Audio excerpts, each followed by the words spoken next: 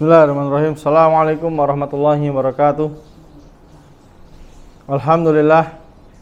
Alhamdulillahi wassalatu wassalamu ala rasulillah wa ala alihi wa ashabihi wa man tabi'ahum bi ihsan ila yaumiddin. Ikhwani fiddin wa akhwati fillah rahimani wa rahimakumullah. Yang pertama-tama dan paling utama, wajib bagi kita untuk bersyukur kepada Allah Subhanahu wa taala. Karena kita masih diberikan kesempatan di sore hari yang berbahagia ini untuk melaksanakan kewajiban kita dalam rangka untuk menuntut ilmu syar'i. Yang ini merupakan kewajiban yang sudah Allah wajibkan kepada kita semua. Karena Rasulullah SAW beliau pernah bersabda, talabul ilmi fardhatun ala kulli muslim. Menuntut ilmu itu hukumnya wajib bagi setiap muslim dan muslimah.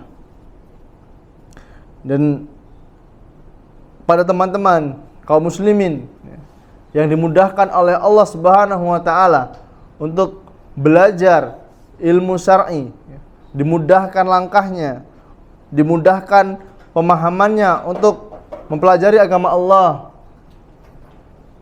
wajib bagi kita untuk mempertahankan hidayah tersebut.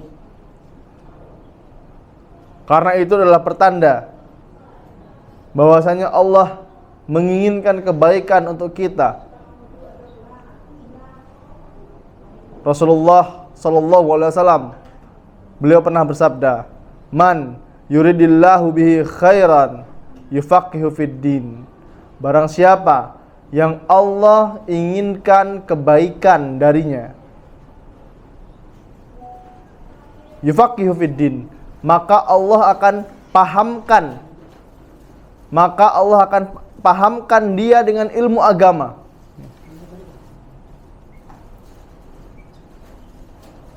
Jadi bagi kita yang sudah diberikan kemudahan oleh Allah Subhanahu wa taala untuk memahami agama Islam, wajib bagi kita untuk bersyukur, untuk mempertahankan hidayah yang telah Allah berikan.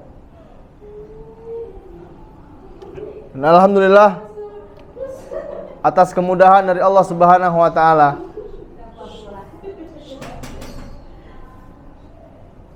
atas kemudahan dari Allah Subhanahu wa taala, kita masih berjumpa di tempat yang insyaallah diberkahi oleh Allah Subhanahu wa taala, di musola Rumah Sakit Air Bunda Kota Lubuk Linggau. Ikhwani fiddin wa akhwati fillah rahimani wa rahimakumullah. Di sini kita akan melanjutkan pembahasan kita tentang menu-menu penghidup hati. Di antaranya adalah doa. Ini subbabnya ya, doa. Udah berapa kali Abu Amar doa ini? 4 ini. Subhanallah ya. Jadi pembahasannya insya Allah sangat luas ya. Ini tidak apa-apa. Kita belajar bukan mencari cepat selesainya, tapi yang penting paham. Percuma kita menyelesaikan satu kitab, satu buku, tapi kalau tidak paham, ya, nggak bermanfaat nanti ilmunya. Ikhwani fiddin rahimani wa rahimakumullah. Salah satu sifat manusia ya, salah satu sifat manusia yang perlu diperbaiki ya, adalah mengingat Allah. Ya. Sifat yang perlu diperbaiki dari manusia yaitu manusia hanya mengingat Allah dalam keadaan susah ya. Manusiawi ya, ketika lagi susah ya, kita mengingat Allah, berdoa ya, semakin kuat doanya ya. Ketika lagi kita katakanlah ekonominya lagi di bawah, lagi susah ya, selalu sholat 5 waktu nggak pernah tertinggal, sedekah, Tapi ketika ekonominya sudah naik ya, mulai lupa dia. Ketika senang ya, dia lupa atau lalai terhadap Allah Subhanahu wa taala. Dan sudah selayaknya, sudah sepantasnya bagi seorang muslim mengingat Allah dalam keadaan susah maupun di saat senang. Apalagi kita saat ini sedang di rumah sakit. Di rumah sakit itu tempatnya orang sakit. Pasti dia lebih dekat kepada Allah. Walaupun itu bagus. Satu musibah yang membuat kita kembali kepada Allah itu lebih baik daripada nikmat yang menjauhkan kita kepada Allah. Diberikan ujian sakit oleh Allah Subhanahu wa taala. Yang tadinya tidak sholat, akhirnya sholat. Yang tadinya nggak berzikir, akhirnya lisannya sibuk dengan berzikir. Tapi itu ketika sedang susah. Ketika sedang senang, dia lupa. Dia nggak lagi meminta kepada Allah Subhanahu wa taala. Dan ikhwani fillah rahimani wa rahimakumullah, agar doa-doa kita ini segera dikabulkan oleh Allah, kita harus mengingat Allah dalam keadaan lapang, dalam keadaan senang. Bukan mengingat Allah hanya pas dalam keadaan susah atau pas lagi di bawah.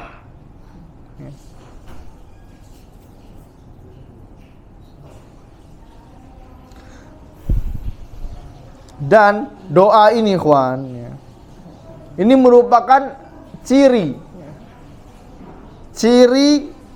dari seorang muslim. Nabi Muhammad sallallahu alaihi wasallam, beliau pernah bersabda, "Man sarrahu an yastajiballaha lahu inna syada'idi wal qarbi fal yukthir du'a fil firrakhai."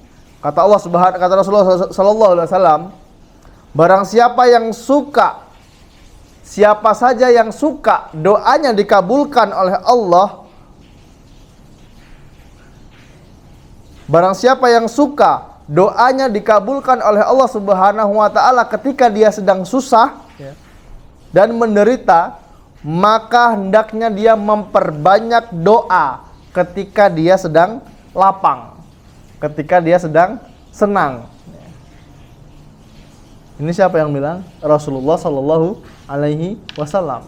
Kalau pengen doanya kita ini dikabulkan, Mbak, ketika kita lagi susah, usahanya lagi kolab, lagi bangkrut, ya, utang banyak, ya, anak mau masuk sekolah, ya, kebanyak kebutuhan, ya. Ini kita katakan lagi di bawah lah. Kalau pengen doanya dikabulkan, hendaknya dia berdoa kepada Allah ketika dia sedang lapang. Dan ini momen yang jarang, atau momen yang langka. Dia memperbanyak doa ketika lapang.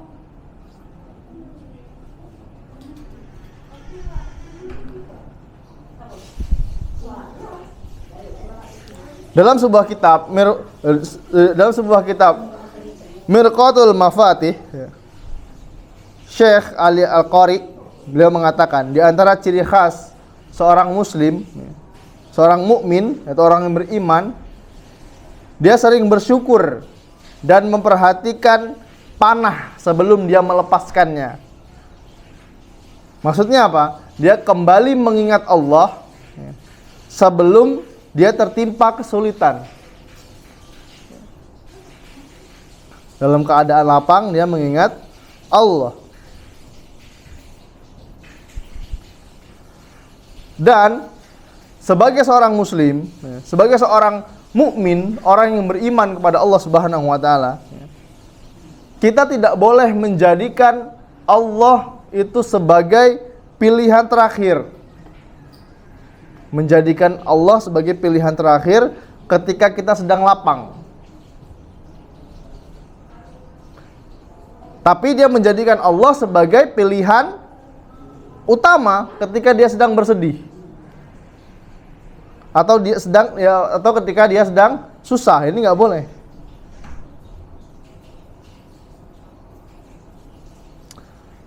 Kita ambil perumpamaan. Mungkin kita nggak suka ya ketika ada teman atau keluarga yang datang kepada kita saat dia sedang susah. Hanya datang ketika dia sedang susah. Kita pasti nggak suka. Ketika lagi butuh bantuan, baru dia menghubungi kita. Selepas itu kita nggak tahu dia di mana ya, tinggalnya di mana, kita nggak tahu. Tapi ketika lagi susah dia mencari kita. Begitu juga dengan Allah, ikhwan.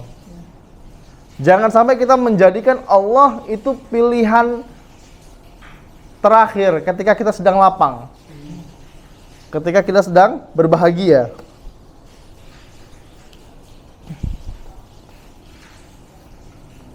Karena berdoa atau mengingat Allah itu adalah ciri khas seorang muslim. Dan ikhwani fiddin rahimani wa rahimakumullah, perlu diketahui, kalau kita mengingat Allah dalam keadaan lapang, dalam keadaan lapang, maka Allah akan mengingat kita dalam keadaan susah.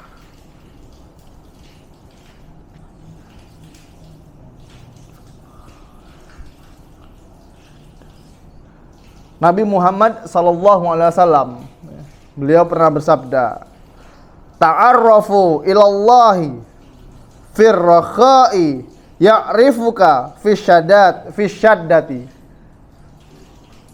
Yang artinya adalah, ingatlah Allah ketika kamu senang, pasti Allah akan mengingatmu di waktu sempit.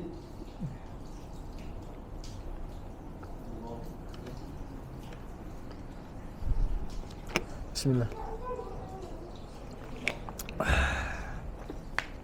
Perhatikan ikhwan, bagaimana Allah Subhanahu wa taala menolong Nabi Yunus alaihi salam dalam berbagai kesulitan ya, di dalam perut ikan. Ini kalau dicerna sama orang non muslim mungkin katanya nggak masuk akal ya. Tapi inilah mukjizat dari Allah Subhanahu wa taala. Nabi Yunus alaihi salam, beliau ditelan oleh ikan ya, dan di dalam perut ikan ini terdapat banyak sekali kesulitan ya. Dalam kegelapan ya, di tengah ganasnya lautan, Allah Subhanahu wa taala menolong Nabi Yunus alaihissalam. Karena apa? Karena Nabi Yunus alaihissalam, beliau sering mengingat Allah Subhanahu wa taala di waktu lapang.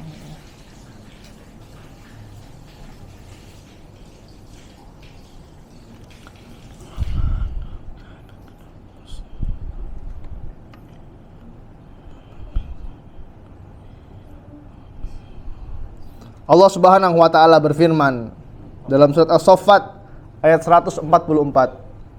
Falaula annahu kana minal musabbihin lalabitha fi batnihi ila yaumi yub'atsun. Kata Allah Subhanahu wa taala, maka kalau sekiranya Nabi Yunus alaihissalam ya, sebelumnya tidak termasuk orang-orang yang banyak mengingat Allah, niscaya dia akan tetap tinggal di perut ikan sampai hari kebangkitan, hari kiamat. Kalau bukan Nabi Yunus ini, bukan termasuk orang-orang yang mengingat Allah, pasti dia masih dalam perut ikan sampai hari kebangkitan. Ya subhanallah ya. Ini Allah menolong Nabi Yunus alaihi salam.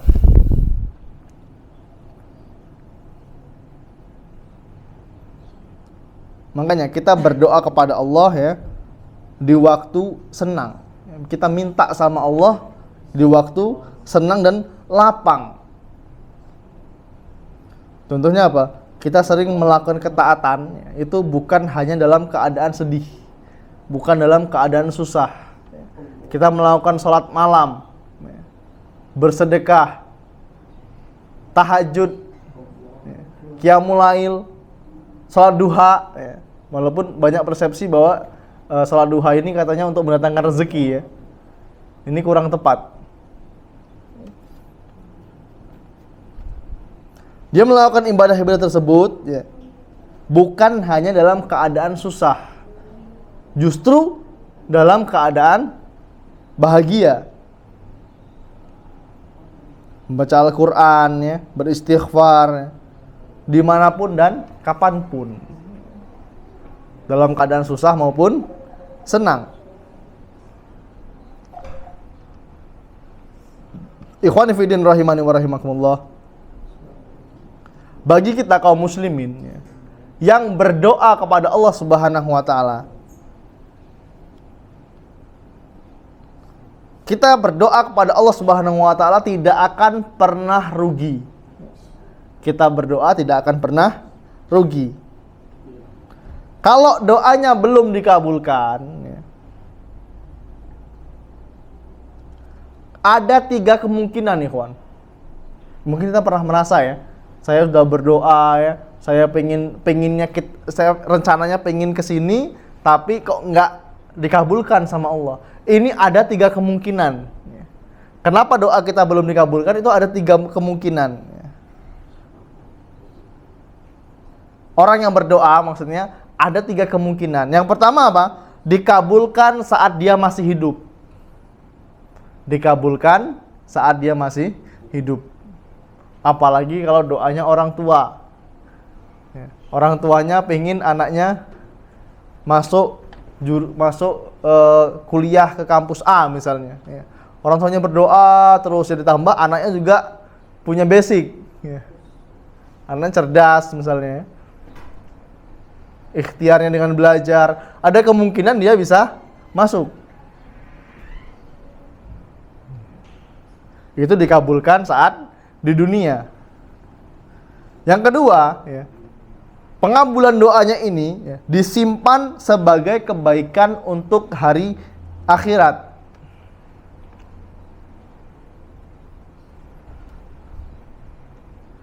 Doanya belum dikabulkan di dunia, tapi disimpan untuk tambahan kebaikan di akhirat. Yang ketiga, ya, kenapa doanya belum dikabulkan? Ya, karena dijauhkan dari keburukan. Kalau doanya tidak dikabulkan, ya pasti Allah punya rencana. Kita punya rencana, Allah punya rencana, ikhwan. Tapi rencananya Allah itu pasti yang terbaik.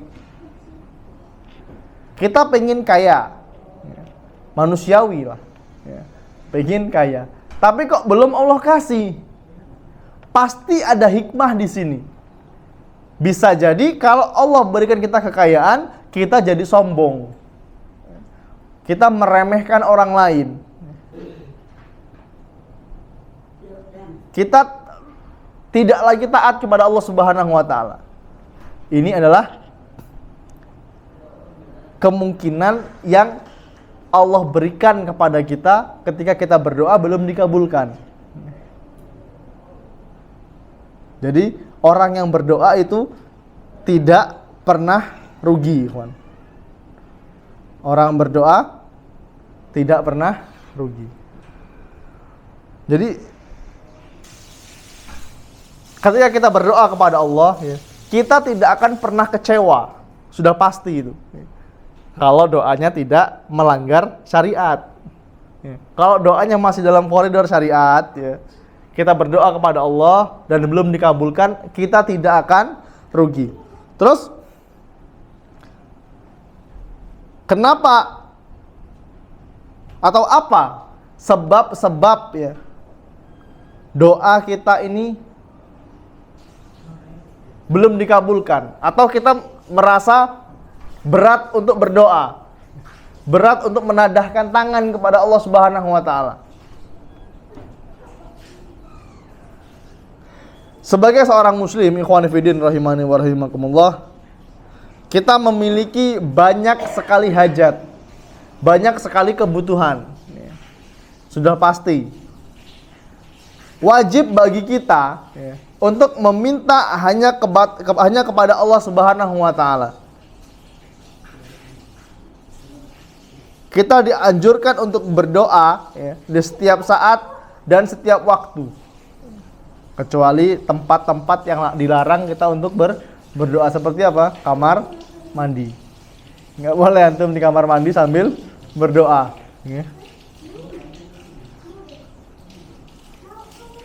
Ini bertolak belakang dengan kita sebagai seorang hamba. Kalau ada orang yang minta sama kita, sekali kita kasih, nggak apa-apa lah. 2 kali kita kasih, 3 kali, 4 kali, 5 kali. Kalau orang minta terus, kita gimana rasanya? Pasti kesel ya, jengkel. Ini berbeda dengan Allah Subhanahu wa taala. Allah Subhanahu wa taala justru dia semakin senang jika hambanya selalu berdoa dan meminta hanya kepada Allah Subhanahu wa taala. Bahkan Allah Subhanahu wa taala marah. Allah bisa marah nggak? Bisa. Allah punya sifat marah. Allah marah kepada hambanya yang tidak mau berdoa, yang tidak mau meminta kepada Allah Subhanahu wa taala. Nabi Muhammad SAW, beliau pernah bersabda, "Innahu man lam yas'alillah yakhdab alaihi." Bahwasanya sesungguhnya barang siapa yang tidak meminta kepada Allah, maka Allah akan marah kepadanya. Ini ciri-ciri hamba yang sombong.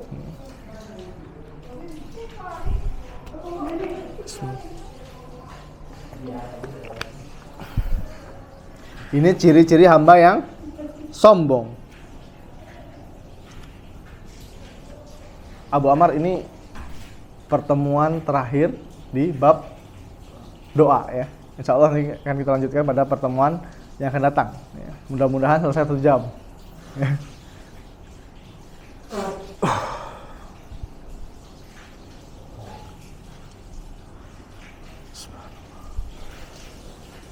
Ini, jadi barang siapa yang tidak meminta kepada Allah, yakhdab alaihi, maka Allah akan marah kepadanya.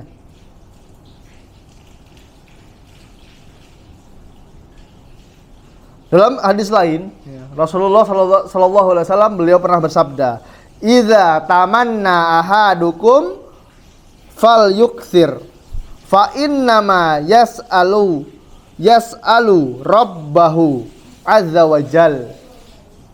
Barang siapa yang berangan-angan atau menginginkan sesuatu kepada Allah Subhanahu wa taala, maka perbanyaklah, karena dia sedang meminta, berdoa kepada Allah Azza wa Jal, kata Rasulullah sallallahu alaihi wasallam.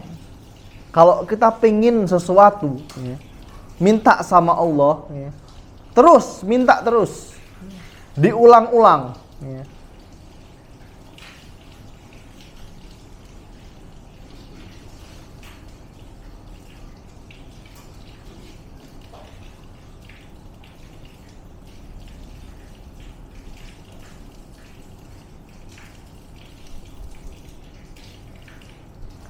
Dan ada salah kaprah, ya kawan. Kesalahan. Ketika ada orang yang mengatakan, ada orang yang bilang, kamu itu nggak pantas meminta kepada Allah selain surga. Jadi nggak boleh minta dunia sama Allah. Nggak boleh minta apapun kecuali surga. Kalau minta sama Allah, ya cukup minta surga aja. Atau ada orang yang mengatakan, ya, kamu itu banyak minta sama Allah. Permintaanmu kepada Allah terlalu banyak sehingga doamu tidak dikabulkan. Padahal apa? Padahal Allah itu adalah zat yang maha pemberi. Allah itu zat yang maha mengabulkan permintaan. Akan tetapi ikhwani fiddin rahimani wa rahimakumullah, ketika berdoa ya, seorang hamba itu biasanya sering terjatuh pada kesalahan. Baik itu berdoa dan meminta sesuatu kepada selain Allah. Tergesa-gesa dalam meminta. Dan terburu-buru menyimpulkan bahwa doanya ini tidak didengar oleh Allah Subhanahu wa taala.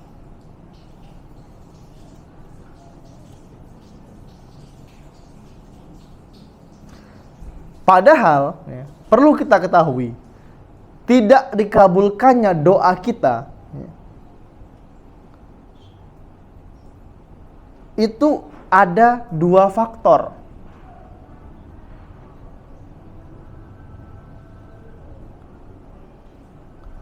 Yang pertama, ada sesuatu yang tidak kita sadari sehingga menghalangi terkabulnya doa. Atau yang kedua, bisa jadi Allah Subhanahu wa taala mengabulkan doa kita dengan cara yang lain. Yang kadang yang tidak sesuai dengan apa yang kita minta. Ini sering terjadi. Antum pernah nggak mengalami seperti ini? Ya.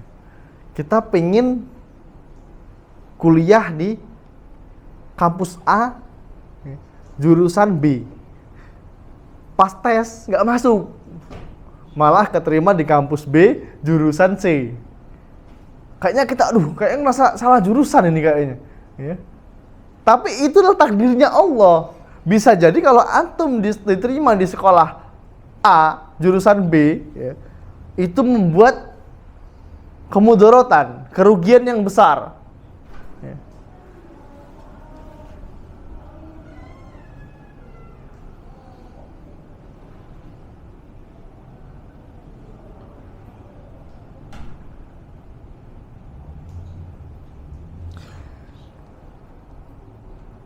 Dan kita akan membahas faktor-faktor ya, yang membuat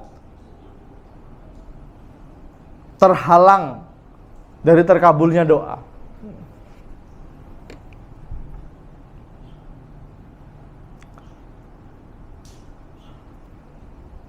Ikhwan fillah rahimani wa rahimakumullah. Jika doa itu pada dasarnya memang tidak pantas atau tidak layak, atau orang yang berdoa tidak mampu menyatukan antara hati dan lisannya. Yang penting berdoa. Doanya sudah benar. Waktunya sudah pas.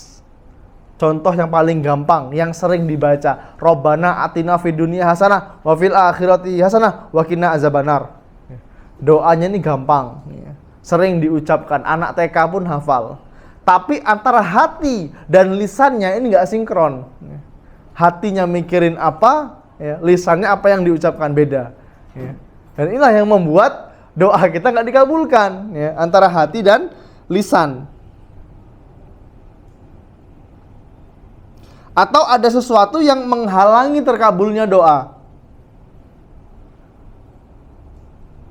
Maka dari itu efeknya doa tidak dikabulkan. Di antara penghalang-penghalang ya, dikabulkannya doa, yang pertama, tidak sempurna dalam bertaubat dari semua kemaksiatan.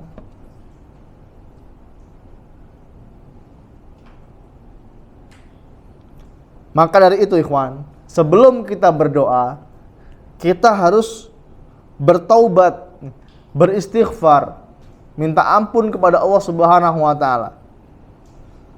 Seperti yang dinasihatkan oleh Nabi Nuh alaihi salam dalam surat Nuh ayat 10 sampai yang ke-12. Allah Subhanahu wa taala berfirman, "Faqul tastaghfiru rabbakum innahu kana ghaffara yursilis samaa'a 'alaikum midrara wa yumdidkum bi amwalin wa banina wa yaj'al lakum jannati wa yaj'al lakum anhara." Aku, kata Nabi Nuh alaihissalam, berkata kepada mereka, kepada kaumnya, beristighfarlah kalian kepada Rabb, sungguh Dia itu Maha Pengampun, kata Nabi Nuh alaihissalam. Pasti Dia akan menurunkan kepada kalian hujan yang lebat dari langit, dan Dia akan memperbanyak harta serta anak-anakmu, juga mengadakan kebun-kebun dan sungai-sungai untukmu. Ini banyak ilmu di sini, kawan. Kalau antum merasa rezekinya sempit, perbanyak istighfar. Itu kuncinya. Perbanyak istighfar sambil jualan. Mungkin ada teman-teman di sini yang buka toko, jualan di pasar, ya, atau jualan lah, ya. Sambil nunggu dagangannya laku, beristighfar. Astagfirullah, astagfirullah, astagfirullah, astagfirullahaladzim, wa atubu ilaih, astagfirullah. Terus seperti itu, ya. Pasti Allah akan memberikan rezeki dari arah tak terduga.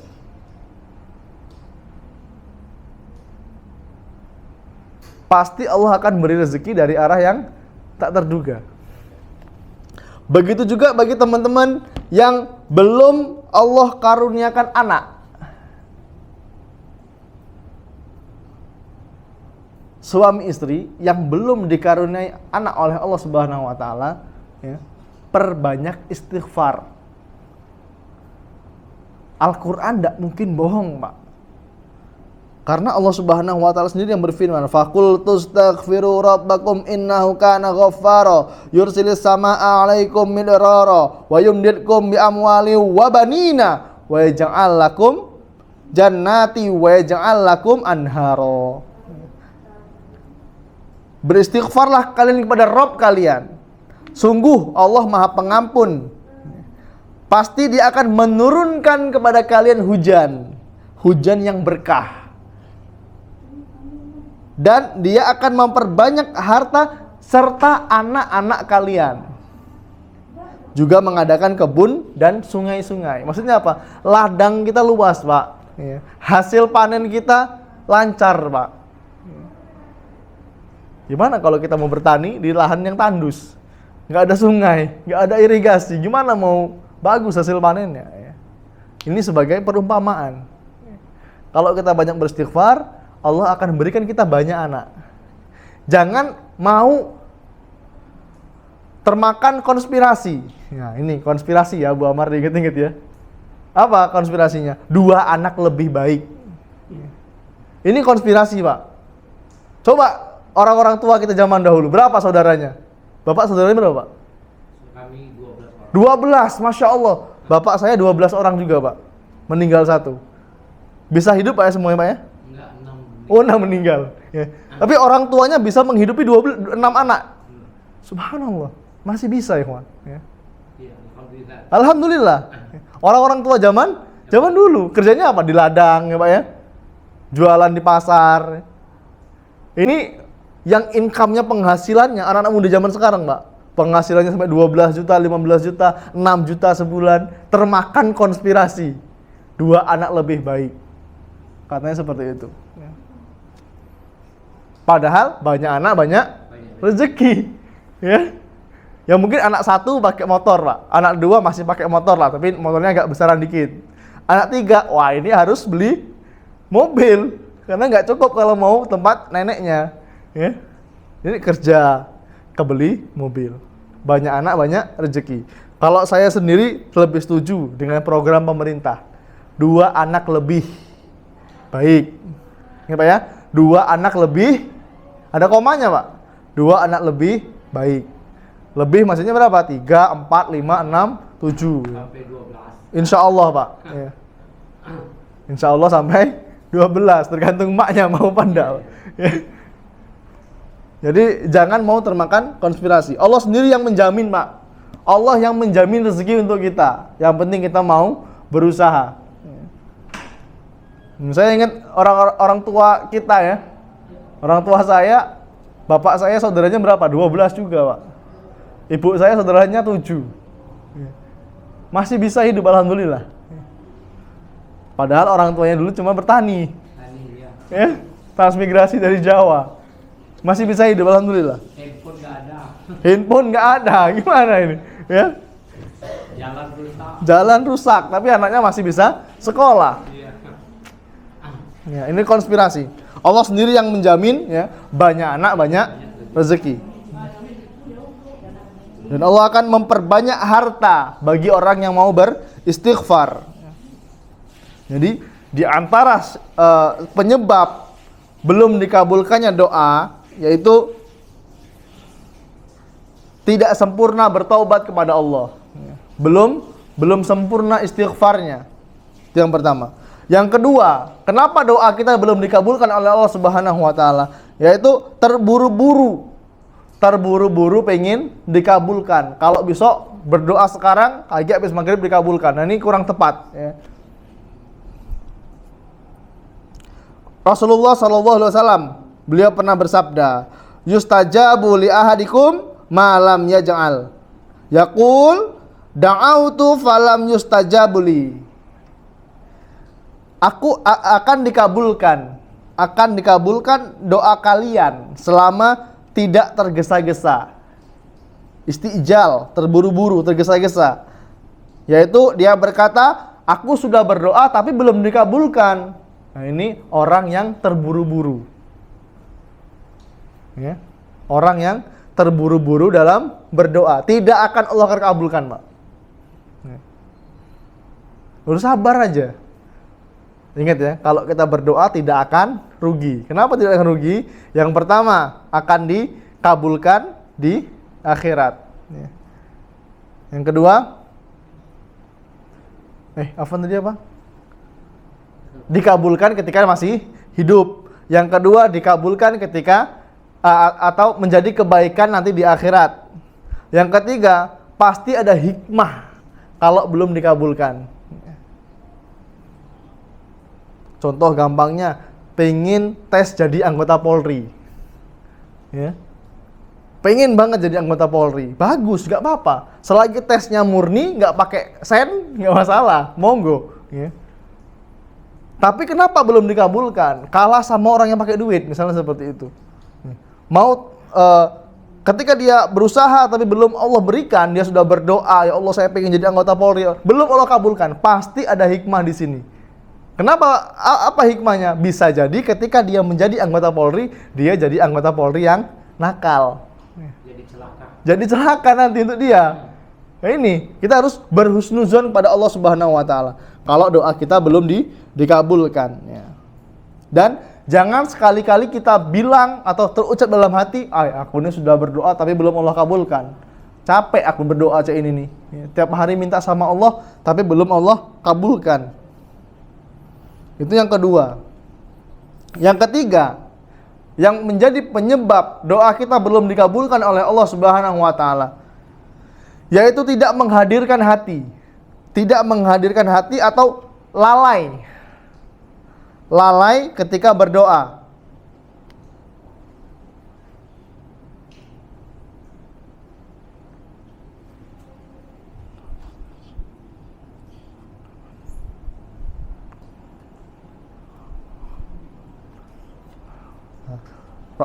Dari sahabat yang mulia Abu Hurairah radhiyallahu an, bahwasanya Rasulullah sallallahu alaihi wasallam beliau pernah bersabda, "Ud'ullah wa antum muqinun bil ijabah wa'lamu annallaha la yastajibu da'aan min qalbi ghafilin lahu."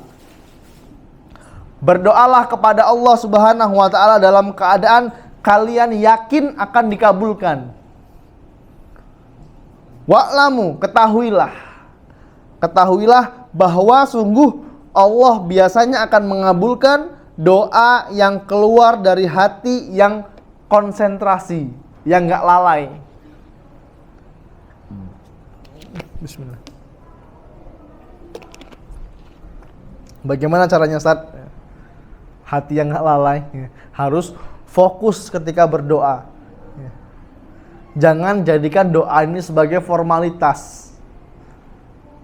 Kalau kita berdoa minta sungguh-sungguh sama Allah ya, kita merengek ya. Seperti anak kecil minta permen sama orang tuanya, minta mainan sama orang tuanya sambil nangis ya. Nggak apa-apa. Walaupun lebih utama ketika sendirian. Antum beribadah kepada Allah ya, secara sembunyi-sembunyi, seperti antum menyembunyikan dosa antum ya. Kita sembunyikan ibadah kita ya, seperti kita menyembunyikan dosa kita.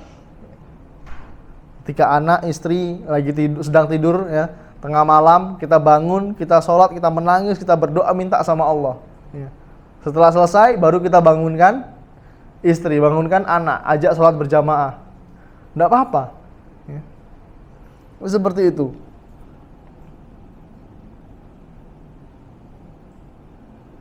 Itu yang keberapa tadi? Yang ketiga. Yang keempat, di antara penyebab terhalangnya doa yaitu memakan harta yang haram. Memakan harta yang haram atau memakai barang haram. Seperti yang disebutkan dalam hadis ya, hadis yang sering kita dengar. Ketika Rasulullah SAW menyebutkan zakara rajula yutilus safar as'asa a'bar yamuddu yadaihi ila sama'i ya rabbi wa mat'amuhu haram wa mashrabuhu haramun wa malbasuhu haramun wa ghudhiya bil haram fa anna yustajabu lidzalik. Kemudian Rasulullah SAW menyebutkan, menceritakan tentang seorang laki-laki yang sedang dalam perjalanan yang sangat jauh. Berarti dia sedang safar. Seperti yang kita ketahui, safar itu adalah di antara sebab dikabulkannya doa. Yang membuat rambutnya menjadi kusut dan berdebu. Orang itu mengangkat kedua tangannya ke langit sambil berdoa, ya Rabbi, wahai Tuhanku, wahai Tuhanku. Padahal kata Rasulullah SAW, wa mat'amuhu haramun, yang dia makan itu haram. Wa mashrabuhu haramun, yang dia minum itu haram. Wa malbasuhu haramun, baju yang dia pakai dari sumber yang haram. Wa ghudhiya bil haram, dia diberi makan dari yang haram. Fa anna yustajabu lidzalik, lalu bagaimana Allah akan mengabulkan doa orang ini? Maksudnya apa? Kita nggak boleh ketika kita mau berdoa, kita introspeksi dulu diri dulu. Apa yang kita makan? Apa yang kita minum? Sumbernya dari mana? Baju yang kita pakai, belinya dari hasil apa? Kalau dari hasil yang haram, maka Allah tidak akan kabulkan. Itu yang keempat.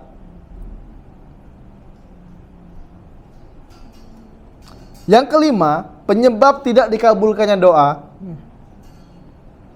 tidak menjalankan sebab-sebab yang akan mengantarkan pada keinginan dan harapannya. Kita ambil studi kasus. Seorang pelajar, seorang siswa, dia minta kepada Allah supaya diluluskan ketika ujian. Tapi dia tidak mau belajar. Dia berdoa kepada Allah, pengen lulus, pengen nilai yang bagus, tapi dia tidak mau belajar. Atau seseorang yang berdoa kepada Allah minta rizki yang banyak, minta harta yang banyak, tapi dia tidak mau bekerja. Gimana Allah mengabulkan? Sebabnya nggak ada ini. Kerjanya makan tidur, tapi pengen harta yang banyak. Ketika ditanya kenapa demikian, dia jawabnya, kalau Allah itu takdirkan aku kaya, pasti akan kaya. Dia nggak menempuh jalur sebabnya. Bisa dipahami ya? Tapi dia setiap hari minta berdoa, minta kepada Allah sambil berdoa, dia pengen harta yang banyak. Betul, minumnya halal, makanannya halal, bajunya halal, mungkin dikasih orang tuanya ya, dari sumber yang halal. Tapi nggak ada sebabnya. Ini loh jadi pertanyaan. Ya. Tidak ada sebab yang membuat doa dia ini terkabulkan.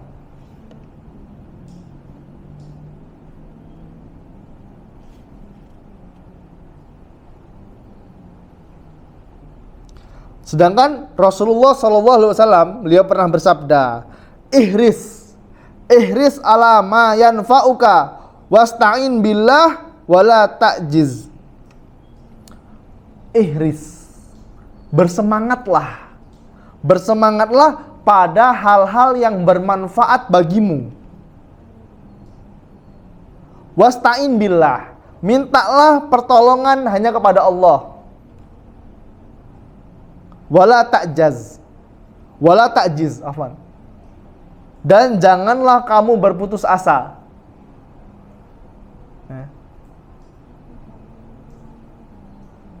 Berarti kita boleh melakukan hal-hal yang kira-kira bermanfaat untuk dunia dan akhirat kita.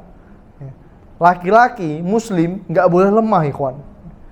Bekerja, semangat kerjanya. Karena ada kebaikan di sini, bermanfaat untuk dunia dan akhiratnya.